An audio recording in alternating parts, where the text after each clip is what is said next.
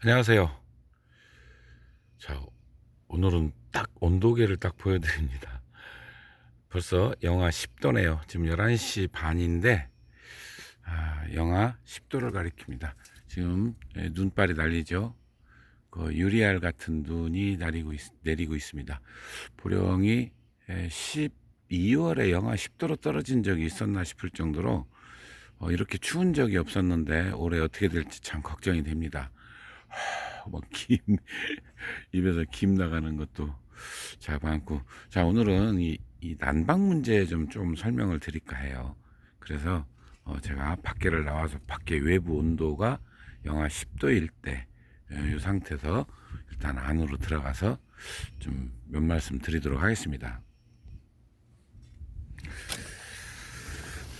우와, 난실 내부 온도가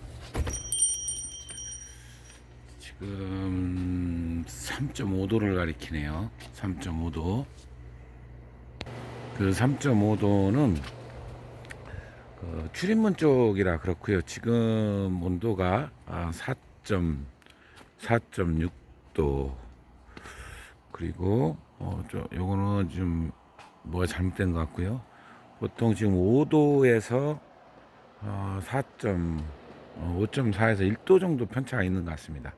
이런 정도 좀 차이가 있고, 자, 추울 때 모두들 아마 그 난방 걱정을 많이 하십니다. 춥기 때문에 한겨울에 추울 때, 그리고 또 우리나라 날씨 특성상 뭐 이렇게 뭐 3만 4원 옛날부터 얘기대로 딱 안 되고 막 급 한파도 있고, 그렇지 않으면은 또 따뜻했다 이런 날씨들이 계속해서 반복이 되고 있습니다.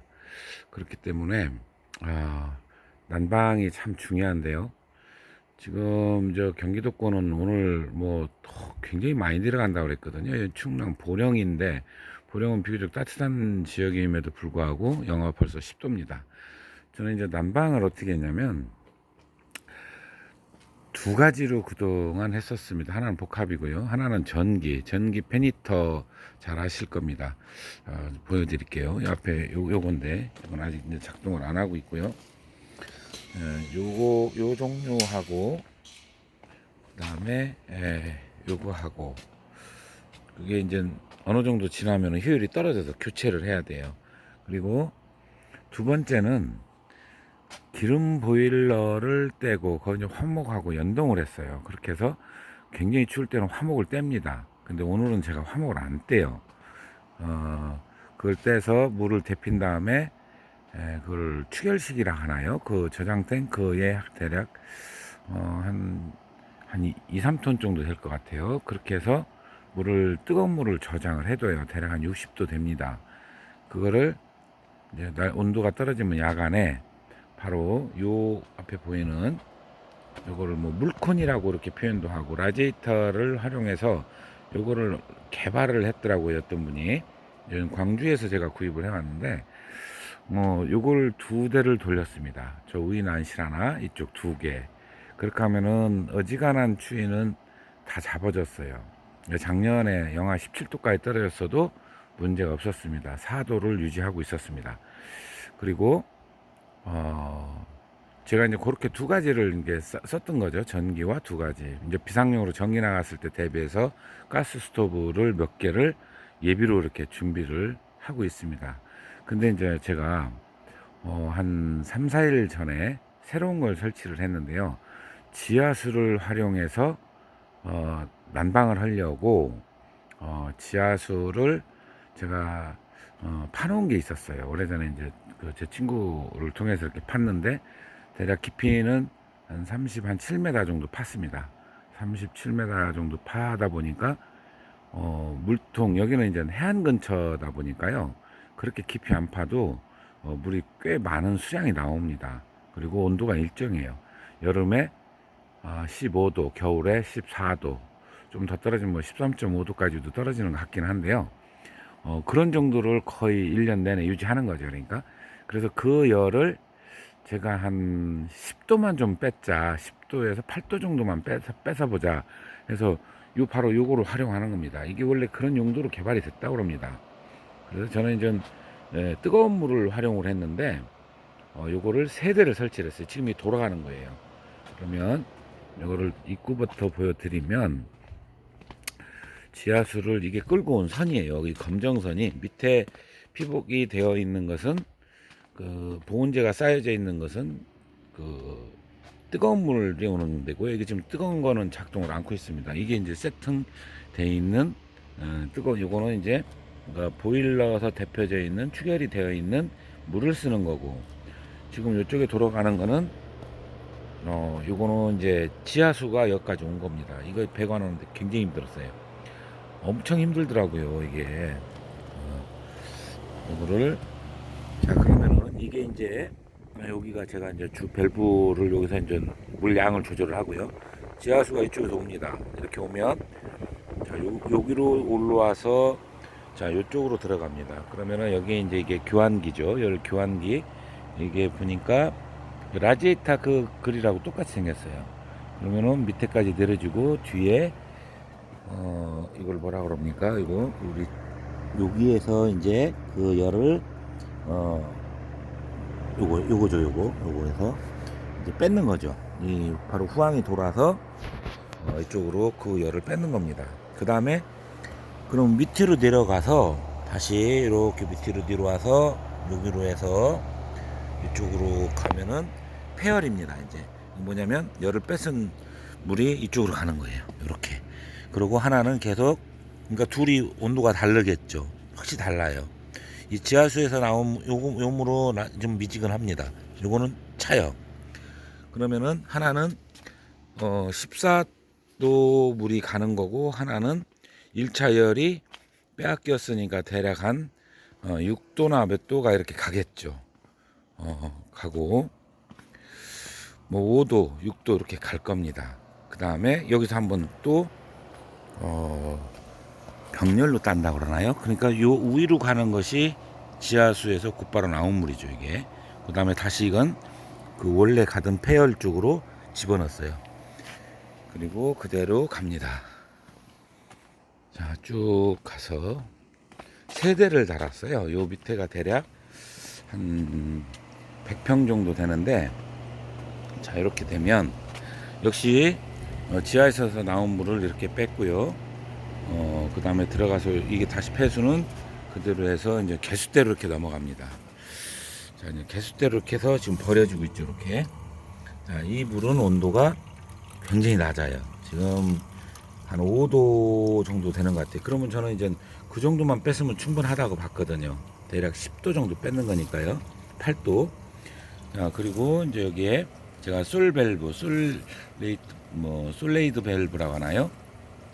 솔레이드 밸브는 이제 요게 이제 컨트롤 박스입니다. 요게 우리 그 히터나 또는 뭐 그 열이 높은 거 컨트롤, 낮은 거 컨트롤 할 수 있는 그런 기계예요. 그러니까 여기다가 연결을 전체를 다 한 거지. 그 3대 다. 그리고 이 솔밸브까지 같이 연결을 합니다. 근데 지금 솔밸브가 또 고장이 났었는데 주문했는데 이 사람들이 잘못 보냈어요. 이건 전기를 넣으니까 저기 전기 넣으면 열려야 되는데 닫힙니다. 거꾸로. 반대로 보낸 것 같아요. 이건 이제 다음 주에 다시 제가 이제 주문을 해서, 그래서 혹시 몰라가지고 제가 우회스럽게 빼가지고 했는데 그거 안 했으면 또 한참 헤맬 뻔했습니다. 이렇게 했더니 지금 외부가 10도면요, 마이너스 10도면 이게 전부 다 작동하거든요.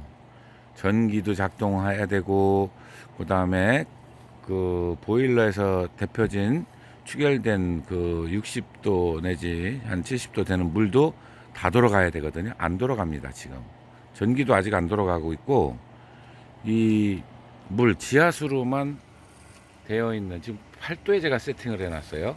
그러면 8도 밑으로 들어가면 무조건 작동을 하는 거예요. 아침에 해가 뜨고 그 다음에 이 온실이 데펴지면은 작동이 멈추겠죠. 이런 방식입니다. 자, 요거가 저는 이렇게까지 효과가 있는지 몰랐어요. 정말 놀라울 정도로 효과가 있습니다. 이렇게 되면은 이 난실이 100평 정도의 3대가 지금 카바를 하고 있는 겁니다. 세대가. 그리고 저쪽에 이제 또 이 절반 크기의 난실이 있어요. 한 45평 정도 되는데 거기는 대략 제가 2대면 되지 않을까 싶어요. 2대면 충분하지 않을까 이런 생각이 듭니다. 그래서 이제 고기는 아직 설치가 안 돼 있는데 지금 전기가 돌아가고 있죠. 이쪽을 먼저 해보고 그래서 잘 되면 그쪽까지 하려고. 그러니까 저는 소기의 목적 달성은 한 것 같습니다. 예. 세대 가지고 이걸 커버한다고는 반신반의했어요. 물론 전문가 이쪽 저희 근처에 사시는 그쪽에 관련된 전공을 한 교수가 후배가 있어요. 아는 동생인데 자세히 물어봤는데 가능하다는 거예요. 충분히 가능하다. 그러니까 들어오는 물이 14도고 나가는 물이 5도인 경우는 굉장한 효율이 높다라고 이렇게 이야기를 하더라고요. 그래서 그거를 지금 오늘 이 추위에 마이너스 10도인데 3개가 돌아가서 이걸 커버하고 있습니다. 굉장한 거죠. 이 규모는 100평 정도 되고요. 그러면 제가 3개를 놓을까 4개를 놓을까 고민하다 3개를 놨는데 충분하다는 뜻이죠. 그럼 위에 난실을 2개.